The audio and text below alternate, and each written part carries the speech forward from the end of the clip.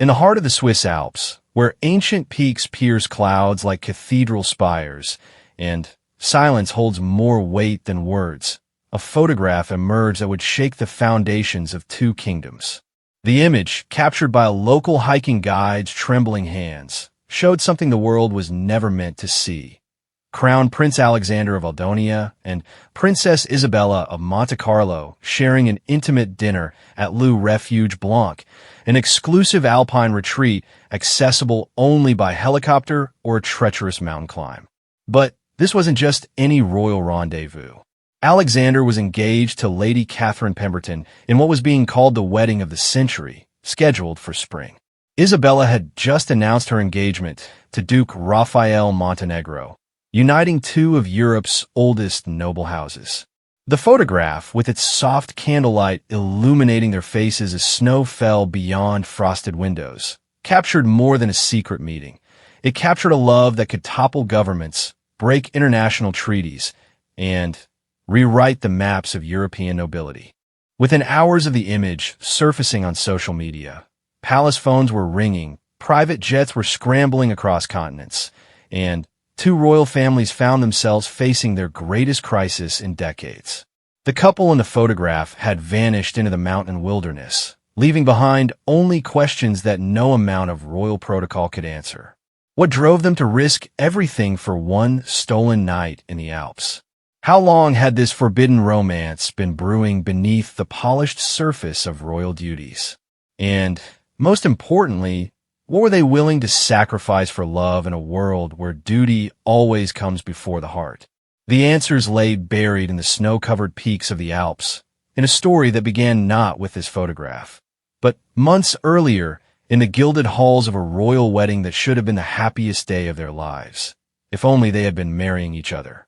The chandeliers in the Valdonian royal palace cast dancing shadows across the marble floors as Crown Prince Alexander adjusted his ceremonial sword for the 100th time that morning. The weight of the blade against his hip felt heavier than usual, much like everything else in his life these days.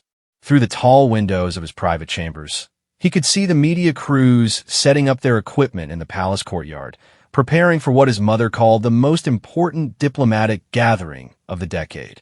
Princess Isabella of Monte Carlo was arriving today for the official announcement of the European Noble Alliance, a treaty that would unite 6 kingdoms in trade and mutual defense.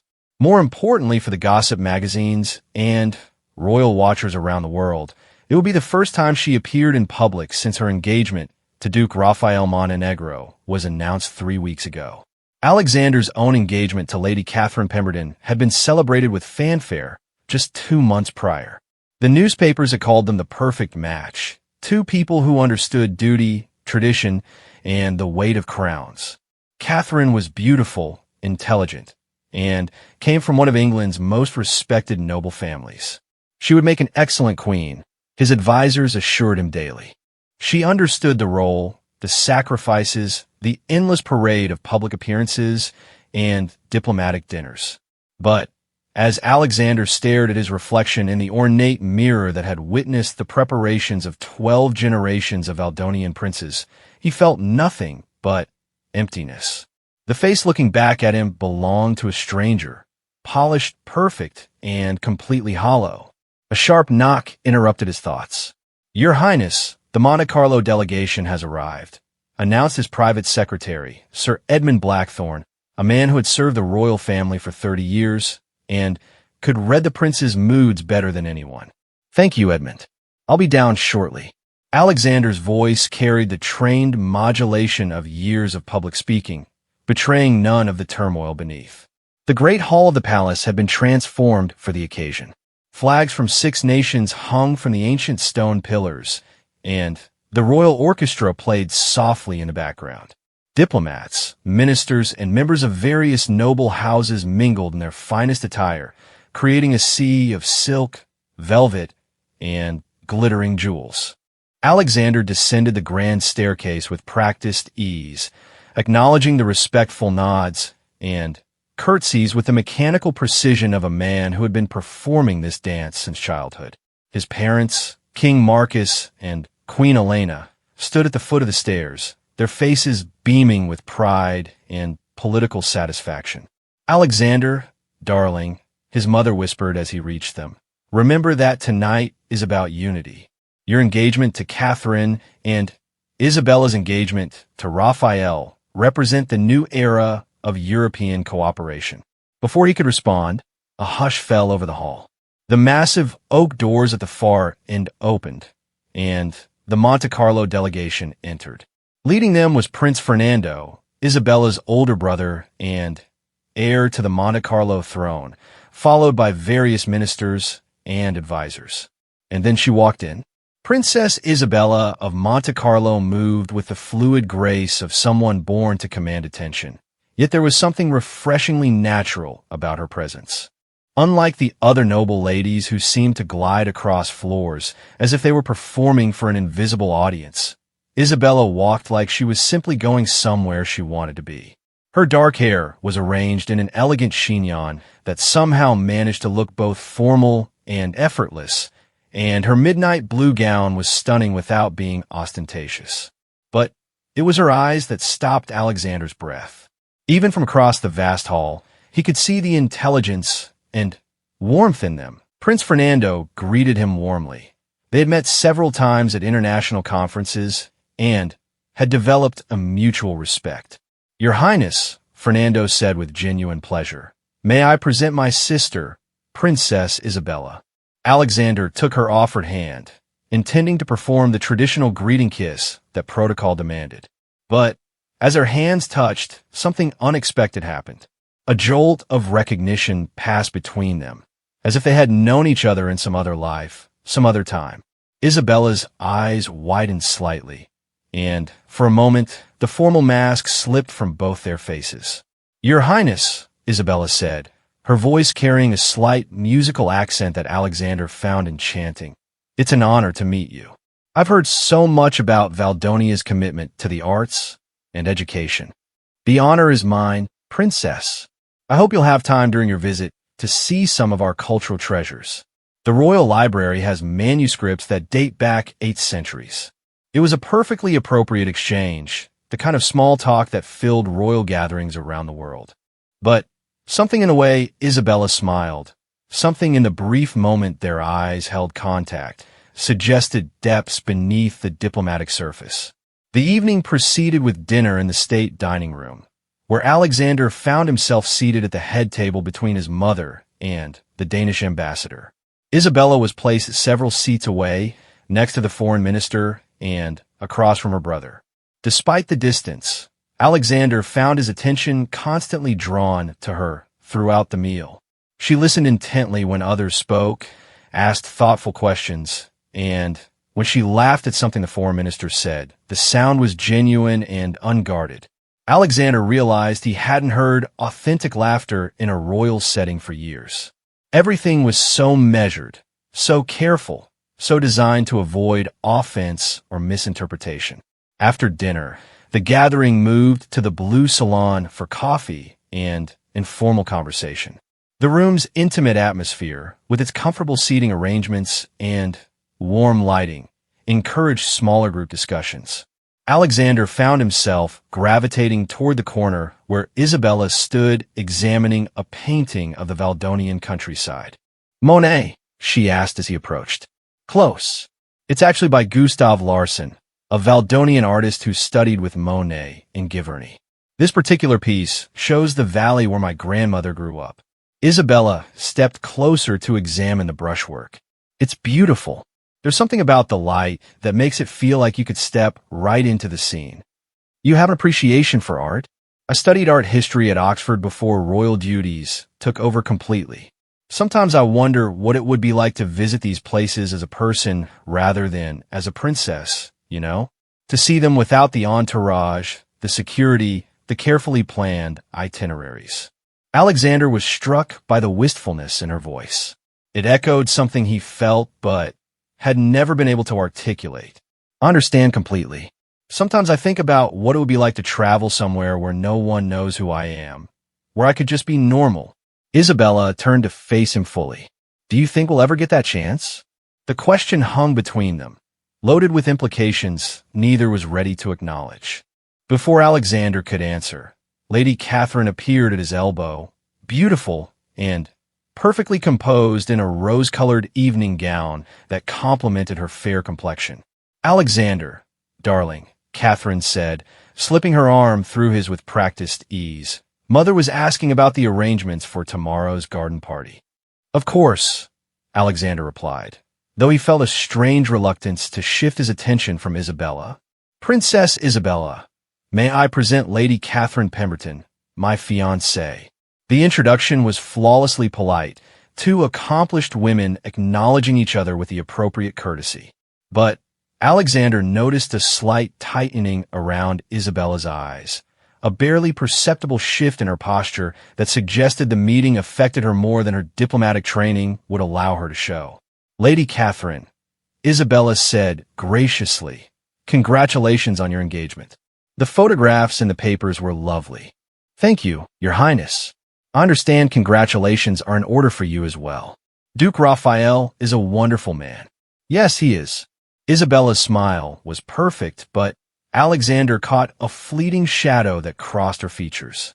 "If you'll excuse me, I should rejoin my delegation. It was a pleasure meeting you both." As Isabella moved away, Alexander felt as if something vital had been suddenly removed from the room. Catherine was speaking to him about seating arrangements and menu choices, but he found it difficult to focus on her words. His eyes followed Isabella as she rejoined her brother's conversation with the Austrian delegation. The rest of the evening passed in a blur of diplomatic conversation and carefully choreographed social interactions. Alexander performed his role flawlessly, as he always did, but part of his mind remained fixed on the brief conversation by the painting, on the moment of connection he had felt with Isabella, on the questions she had raised about freedom and authenticity.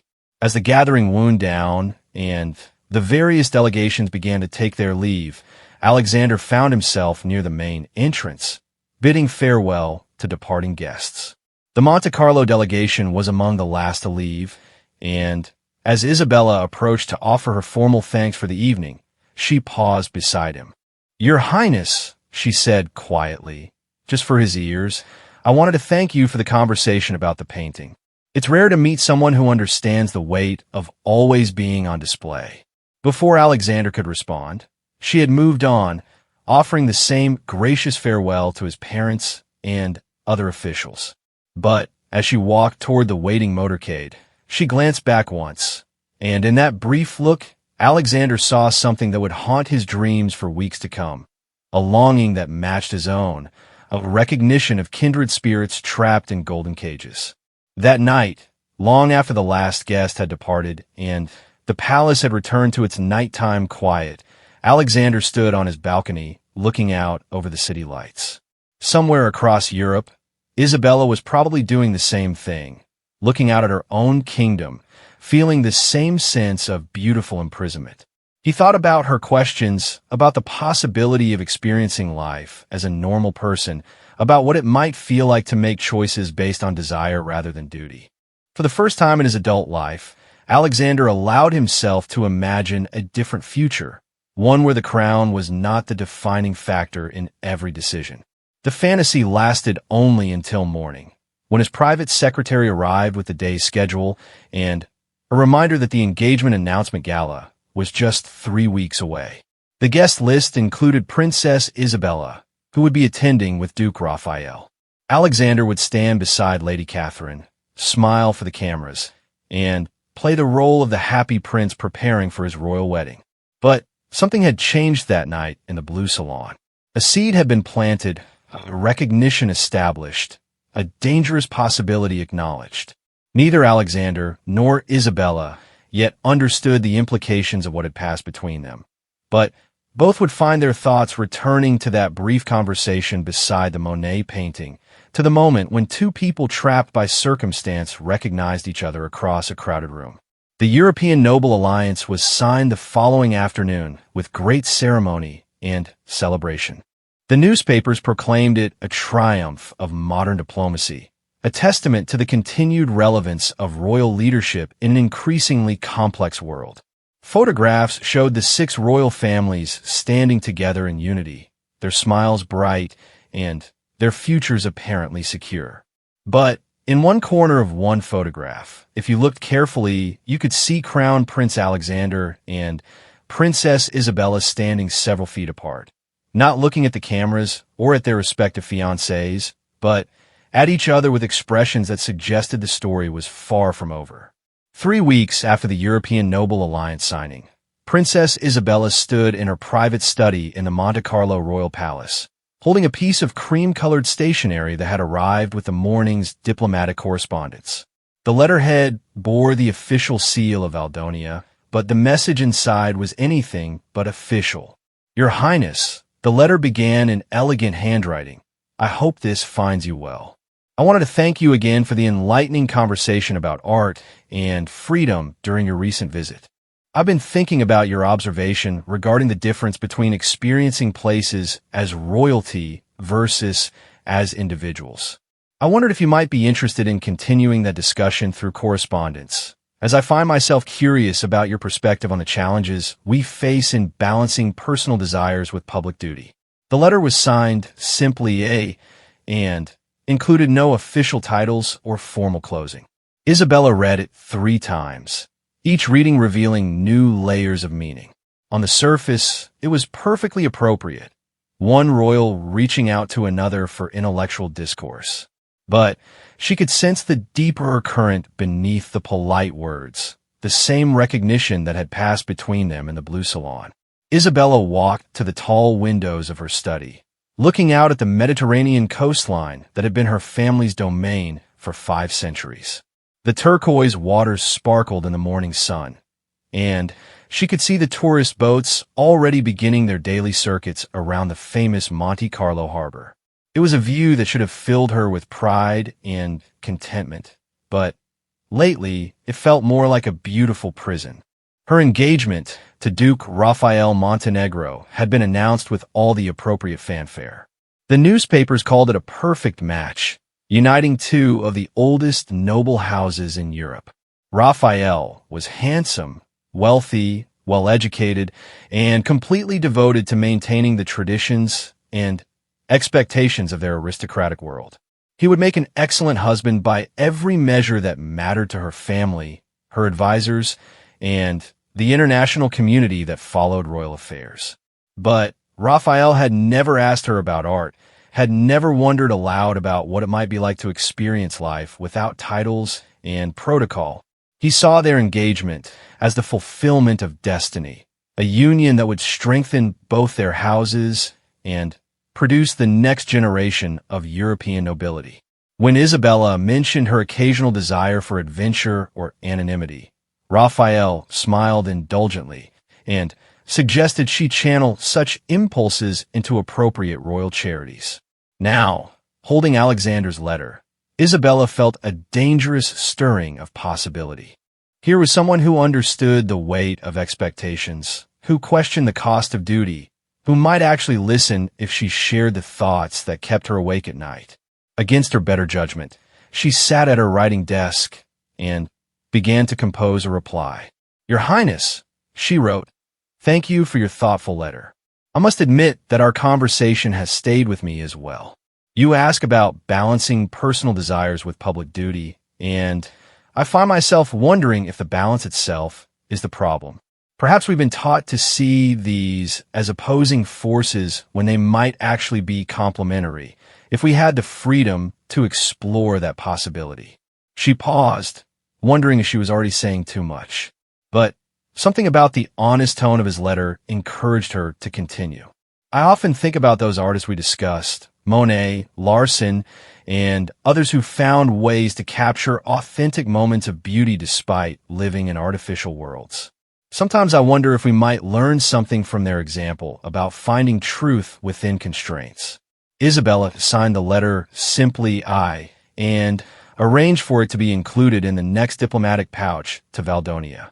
As she handed the sealed envelope to her private secretary, she felt a thrill of rebellion that was both exhilarating and terrifying.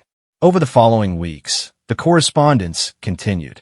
Alexander wrote about the isolation of always being watched the exhaustion of never being allowed to show genuine emotion in public, the way royal training seemed designed to strip away spontaneity and replace it with calculated responses. Isabella responded with her own observations about the peculiar loneliness of being simultaneously famous and unknown, surrounded by people but understood by none. Their letters gradually became more personal, more revealing. Alexander wrote about his childhood dream of becoming an architect, about the buildings he sketched in private moments, about his fascination with creating spaces where people could feel truly at home. Isabella shared her secret poetry, verses she had written during long diplomatic flights, attempt to capture the feeling of being perpetually between places, never quite belonging anywhere. They began to sign their letters with their initials and small personal details. Alexander mentioned the jasmine that bloomed outside his study window. Isabella described the way the morning light looked on the water from her balcony. Gradually, through careful phrases and subtle implications, they created an intimate space within the formal constraints of royal correspondence. The danger became apparent when Isabella's lady-in-waiting, Sophia, noticed the frequency of letters from Valdonia. "Your Highness," Sophia mentioned casually while helping Isabella prepare for a state dinner. "The diplomatic correspondence from Valdonia seems quite regular lately. Is there some special project you're working on with Prince Alexander?" Isabella felt heat rise in her cheeks. "We've been discussing cultural exchange programs and educational initiatives. The European Noble Alliance includes provisions for increased cooperation in those areas." It wasn't entirely a lie, but Isabella could see the slight skepticism in Sophia's eyes. As her closest confidant since childhood, Sophia knew Isabella's moods and reactions better than anyone. The situation became more complicated when Duke Raphael arrived for his planned visit to discuss wedding arrangements. Isabella had been dreading his arrival, not because she disliked him, but because his presence made the reality of her situation impossible to ignore. Raphael Montenegro was everything a woman in her position should want in a husband. He was tall and distinguished, with the kind of aristocratic features that looked perfect in formal portraits. He was intelligent, well-traveled, and completely dedicated to the principles of noble service. Most importantly, he adored her in the devoted way that romantic novels prescribed for such matches. "My darling Isabella," he said as he greeted her in the palace's formal reception room, "you look more beautiful each time I see you. Motherhood will suit you perfectly." The comment, meant as a compliment, sent a chill through Isabella. Raphael had already planned their entire future. The perfect royal wedding, the perfect royal children, the perfect royal life spent in service to tradition and expectation. He saw her as the final piece in a puzzle he had been solving since birth, and he couldn't understand why she didn't share his satisfaction at the completion of the design. That evening, as they dined with her parents and various ministers, Raphael dominated the conversation with enthusiastic descriptions of the renovations he was planning for the Montenegro family estate. "The east wing will be perfect for the nursery," he announced, cutting into his beef with precise movements. "I've commissioned artists to paint murals depicting the history of both our families. Our children will grow up surrounded by reminders of their noble heritage." "How wonderful," Queen Maria said approvingly. "Isabella, you must be so excited to see your family history honored in such a beautiful way." Isabella smiled and nodded appropriately, but inwardly she felt suffocated. Raphael was a good man. She knew that. He wasn't cruel or controlling in the way some aristocratic men could be. But his vision of their future together left no room for spontaneity, for growth, for the possibility that she might want something different than what tradition prescribed. Later that night, unable to sleep, Isabella found herself in her study again, staring at the latest letter from Alexander. He had written about attending Lady Catherine's birthday celebration, about the elaborate party that had been planned months in advance, about the way every moment had been choreographed for maximum political and social impact.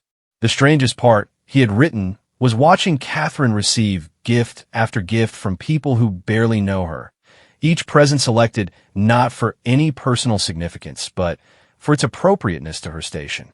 I found myself wondering what she might actually want, what might make her genuinely happy rather than just appropriately grateful. But we've all been trained so well to want what we're supposed to want that I'm not sure any of us remember what authentic desire feels like. Reading his words, Isabella felt a recognition so profound it was almost painful. She picked up her pen and began to write what would prove to be the most dangerous letter yet. Alexander, she wrote, abandoning the formal address for the first time, your observation about authentic desire haunts me. I've been thinking about it constantly, especially as my wedding plans progress. Everyone around me is so pleased, so certain that this is what will make me happy, that I've begun to question my own feelings. Perhaps you're right, that we've been trained out of knowing what we actually want. She paused, her pen hovering over the paper. What she wanted to write next would cross a line from which there might be no return. I find myself wondering what it would be like to spend time with someone who asks me what I think rather than telling me what I should feel. Someone who sees the person beneath the title, who values questions more than answers. I wonder if such a person exists, and if they do, whether I'll ever have the courage to seek them out. Isabella sealed the letter quickly before she could reconsider, but as she prepared for bed, she knew she had just done something irreversible. The subtext of her message was clear, and Alexander would understand exactly what she was saying. His reply came faster than usual, delivered with the next diplomatic pouch just 5 days later. Isabella, he wrote, also dropping the formal titles. Your letter moved me more than I can safely express in writing. To answer your question, such a person does exist, and they are closer than you might think. The courage you mention is perhaps the only requirement, though it may cost us everything we've been taught to value. I've been thinking about those places we discussed, the ones where we might experience life as ourselves rather than as our roles. There's a small Alpine retreat in Switzerland called Le Refuge Blanc. It's incredibly private, accessible only by helicopter or in very difficult mountain climb. The owner is discretion itself, and the location offers complete isolation from the world below. I mention it only because sometimes it helps to know that such places exist, even if we can never visit them. Isabella read the letter with her heart pounding. Alexander wasn't just continuing their philosophical discussion anymore.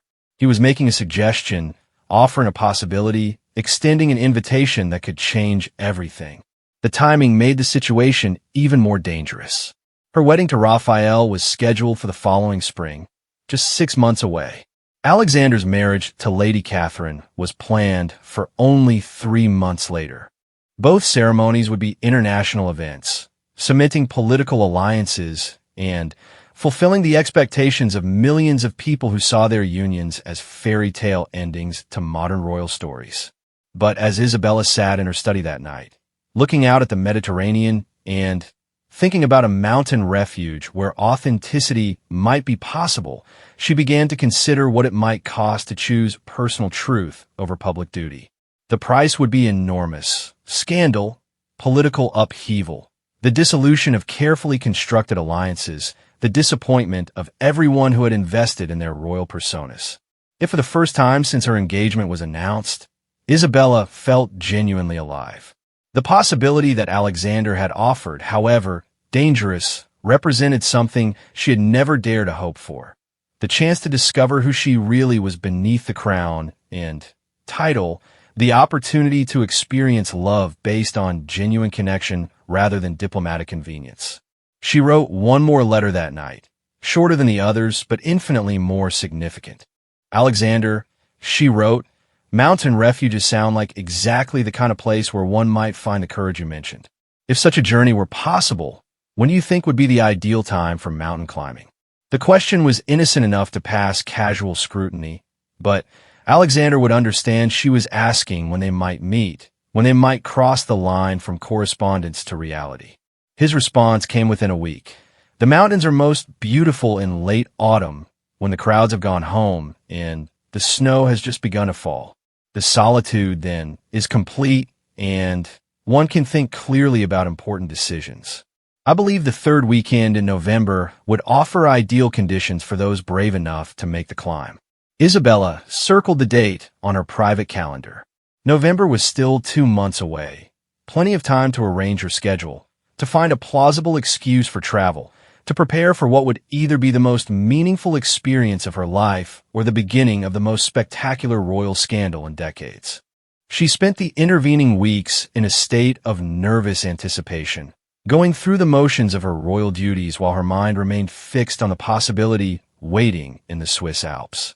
She attended charity galas with Raphael, posed for engagement photographs, approved wedding dress designs, and smiled appropriately at all the preparations being made for her perfect aristocratic future. But late at night, in the privacy of her study, she researched Le Refuge Blanc, memorized the helicopter flight paths to the region, and imagined what it might be like to sit across a dinner table from someone who knew her not as Princess Isabella of Monte Carlo, but simply as herself. The final letter before their planned meeting arrived just days before Isabella was scheduled to leave for what she had told everyone was a private retreat to finalize her wedding speech. Isabella, Alexander wrote, I want you to know that whatever happens in the mountains, whatever we discover about ourselves and each other, I will never regret the correspondence that brought us to this moment. You have reminded me what it feels like to be seen and understood, to have thoughts and dreams that matter to someone beyond their political implications. Whether or not we find the courage to change our futures, you have already changed something fundamental in how I see the world. The helicopter will be waiting at the coordinates I mentioned at the time we discussed. If you come, it will be the beginning of something neither of us can control. If you don't, I will understand, and I will carry the memory of these letters as a reminder that authentic connection is possible, even in our artificial world. Isabella read the letter 3 times, then carefully burned it in the fireplace of her study. But the words remained burned into her memory as she packed a small bag, arranged for her private security to believe she was visiting a contemplative monastery, and prepared to make the choice that would define the rest of her life. The helicopter was scheduled for 3 o'clock on a Saturday afternoon. As Isabella made her final preparations, she thought about all the people whose expectations she was about to shatter, all the carefully laid plans she was about to destroy. But she also thought about Alexander's words about authentic desire, about the possibility of experiencing love as a person rather than as a political arrangement, about the mountain refuge where truth might be possible. At 2:30, Isabella walked out of the Monte Carlo Royal Palace, climbed into an unmarked car, and drove toward the private helipad where her future was waiting. The helicopter's rotors cut through the crisp Alpine air as Isabella watched the world shrink beneath them. Snow-capped peaks rose like ancient cathedrals on all sides, their shadows creating deep valleys where civilization seemed to have never taken hold. As they climbed higher into the Swiss Alps, Isabella felt each mile of altitude adding to the distance between her current self and the princess she had been just hours ago in Monaco. The pilot, a weathered Swiss man named Klaus who spoke only when necessary, navigated the mountain passes with the confidence of someone who had been flying these routes for decades. Isabella had arranged this journey through the most discreet channels possible, using contacts that specialized in providing privacy for those who could afford absolute silence. Through her headphones, Klaus announced they were approaching Le Refuge Blanc. Isabella looked down to see a structure that seemed to emerge from the mountain itself, its dark wood and stone construction blending seamlessly with the rocky peaks around it. The building clung to a natural shelf of rock, accessible only by the helicopter landing pad carved into the mountainside or by a treacherous climbing route that few would attempt, especially as winter approached. As they descended, Isabella's heart raced with a combination of excitement and terror. In the months of correspondence with Alexander, she had imagined this moment countless times, but the reality was more intense than any fantasy. She was about to cross a line that would change everything, regardless of what happened next. The helicopter touched down with barely a whisper, its skilled pilot managing the difficult mountain landing with practiced ease. As the rotors slowed, Isabella saw a figure emerge from the refuge's entrance. Even at a distance, even dressed in casual hiking clothes rather than formal royal attire, she recognized Alexander immediately. He approached the helicopter as Klaus shut down the engines, and when Alexander opened her door, the mountain air rushed in, cold and pure, and unlike anything Isabella had breathed in the controlled environments of palaces and royal residences. "You came," Alexander said simply, offering his hand to help her down from the helicopter. "I came," Isabella replied, accepting his assistance and feeling that same electric connection she remembered from their first meeting, now intensified by months of intimate correspondence and the magnitude of what they were risking. Klaus efficiently unloaded Isabella's small bag and Alexander's supplies, accepted his payment with professional discretion, and prepared for immediate departure. "I return Sunday evening at 6, he said in accented English. "Weather permitting." As the helicopter lifted off, its sound gradually fading into the vast mountain silence, Isabella and Alexander found themselves alone together for the first time, standing on a rocky ledge thousands of feet above the world, with nothing but honesty possible between them. "I wasn't entirely sure you'd come," Alexander admitted as they walked toward the refuge entrance. "Even after your last letter, part of me thought sanity would prevail." "Sanity is overrated," Isabella replied, surprising herself with the lightness in her voice. "Besides, I've been thinking about what you wrote regarding authentic desire. I realized I'd never actually acted on an authentic desire in my entire adult life. Everything has always been filtered through duty, expectation, appropriateness." The interior of Lou Refuge Blanc was a revelation. Instead of the rustic hunting lodge Isabella had imagined, she found herself in a space that managed to be both elegant and completely comfortable. The main room featured floor-to-ceiling windows that offered breathtaking views of the surrounding peaks, while a massive stone fireplace provided warmth against the mountain chill. The furnishings were expensive but unpretentious, chosen for comfort rather than impression. The owner is a former Swiss diplomat who retired here after spending 30 years navigating international politics, Alexander explained as he started a fire. He understands the need for absolute privacy. Isabella walked to the windows, pressing her hands against the glass as she took in the view. The mountains stretched endlessly in all directions, painted in shades of purple and gold by the late afternoon sun. "It's extraordinary. I feel like we're at the top of the world.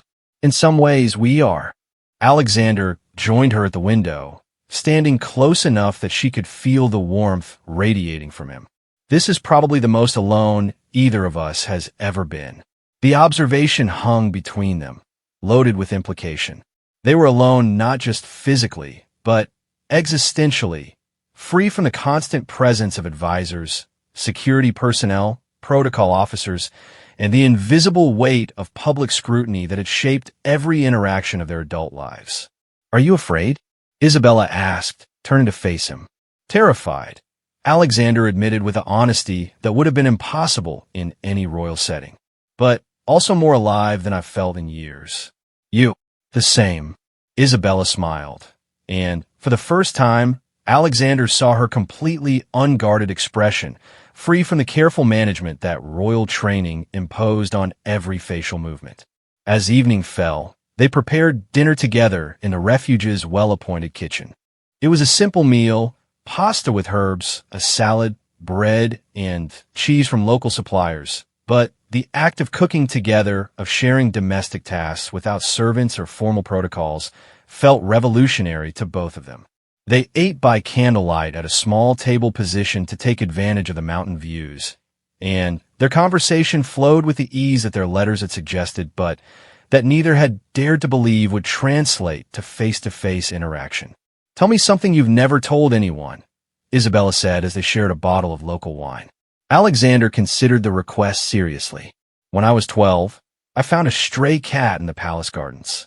I kept it secret for 3 months, bringing it food, making a shelter in the gardener's shed. I named it Liberty. He smiled at the memory. Eventually, my tutor discovered it and explained why a crown prince couldn't keep a common alley cat as a pet. The cat was removed, relocated to a nice farm family. I was assured, but I cried for a week. What was it about the cat that mattered so much? It was mine, Alexander said simply. Not because of my title or my position or what I could provide politically. The cat liked me because I fed it and scratched behind its ears and talked to it about the things I couldn't tell anyone else. It was the purest relationship I'd ever had. Isabella reached across the table and touched his hand. I understand completely. When I was 14, I convinced my bodyguard to let me spend an afternoon as an ordinary tourist in Monte Carlo. I bought ice cream from a street vendor, sat on a public bench, watched people without them watching me back. For 3 hours, I was just a teenager eating ice cream in the sun. What happened when they found out? My security detail was restructured, my bodyguard was reassigned, and I was given a series of lectures about the responsibilities that come with my position. But I still remember exactly how that ice cream tasted, how it felt to be invisible for a few hours. As the night deepened, they moved to the comfortable seating area near the fireplace. The mountain silence was complete.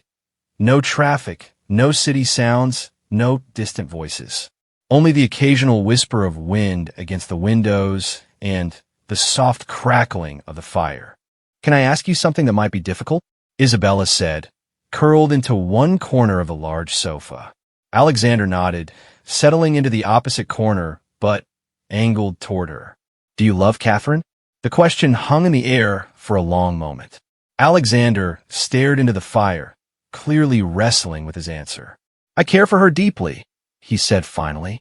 "She's a good person, intelligent and kind. She'll make an excellent queen. But love? I'm not sure I know what that word means anymore. I feel affection for her, respect, a desire to protect her from harm. But when I try to imagine 50 years of marriage, 50 years of conversations over breakfast, 50 years of sharing a bed, and raising children, and facing crises together, I feel nothing but a kind of resigned acceptance." "That's exactly how I feel about Raphael," Isabella whispered. "He's everything I should want, everything that makes sense.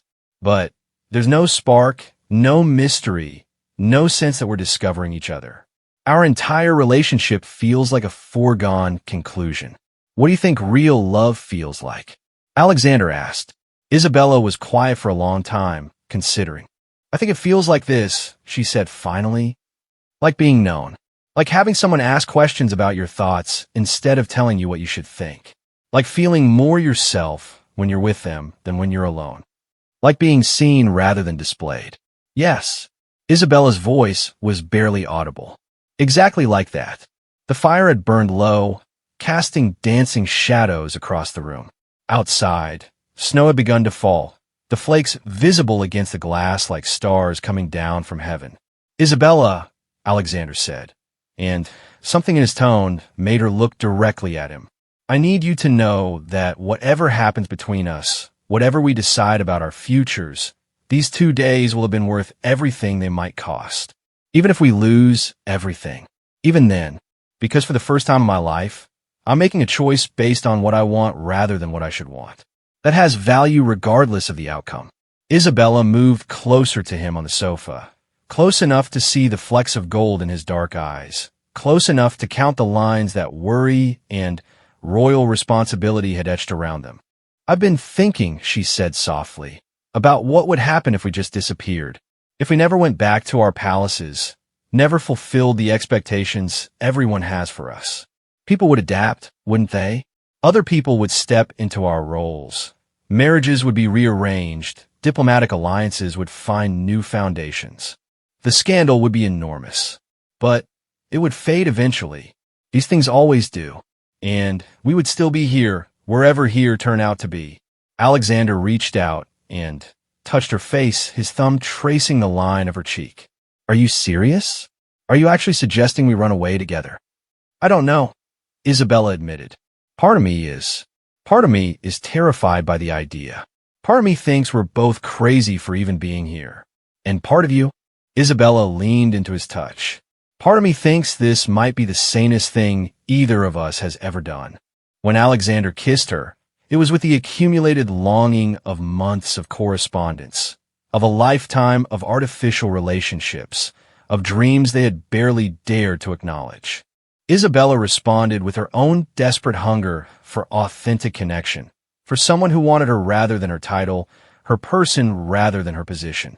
They made love that night with the tenderness of people who recognized something precious and fragile between them, something that might not survive the harsh light of the outside world, but that deserved to be honored in the sanctuary they had created. Afterward, they lay awake talking until dawn, sharing stories and dreams and fears that neither had ever voiced before. The next day, Sunday, passed in a blur of simple activities that felt revolutionary in their ordinariness. They cooked breakfast together, took a short hike on the mountain paths near the refuge, played card by the fire, and talked about everything and nothing with the ease of old friends and the intensity of new lovers. But as the afternoon wore on, the reality of their situation began to intrude. Their phones, which they had kept turned off since arriving, began displaying increasingly frantic messages when they briefly powered them on to check the time. Isabella showed dozens of missed calls from her parents, her brother, her private secretary, and Duke Raphael. Alexander's displayed similar urgency from his own support network, plus several messages from Lady Catherine expressing growing concern about his uncharacteristic silence. "We have to decide," Alexander said as they prepared for Klaus's return. "We can get on that helicopter and go back to our separate lives, fulfill our separate destinies, and pretend this never happened. Or we can choose this," Isabella finished. "Choose each other. Choose authenticity over duty. Choose the unknown over the predetermined. The cost will be enormous. Yes, we'll lose everything we've been taught to value: titles, positions, the respect of our families, our places in the world order. Yes, but we might gain something more valuable. We might." The sound of rotors in the distance announced Klaus's return. They had minutes to make a decision that would affect not just their own lives, but the lives of everyone who depended on them, loved them, or had invested in their royal futures.